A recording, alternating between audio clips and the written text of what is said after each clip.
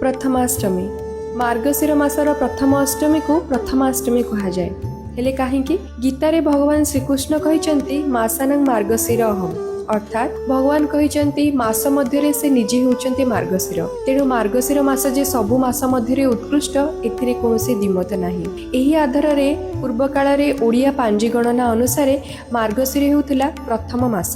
एही मासरु ओडिशार विभिन्न अंचल विभिन्न प्रकार शस्य जेमितिकी धान बिरी मुग आदिर अमल हुए। तेणुक एही मासर प्रथम अष्टमी रे नुआ बिरी रे पिठा करा जाय माँ षष्ठी को पूजा करा जाय। माँ षष्ठी होचंती सृजन शक्तिर अधिष्ठात्री देवी। घरर पिलांकु से सबु विपदरु रक्षा करती तथा सुख समृद्धि और दीर्घायु प्रदान करती। पुरी श्रीमंदिर रे मध्य एहार प्रचलन रहिछि। एही पूजारे मामु घरु आसीथिबा नुआ पोशाक पिंधि घरर प्रत्येक ज्येष्ठ संतान पढ़ुआ हुअंती बंदापना हुअंती। बड़ देउଳରେ बड़ ठाकुर मध्य मामु घरु आसीथिबा पाट पिंधि पढ़ुआ हुअंती।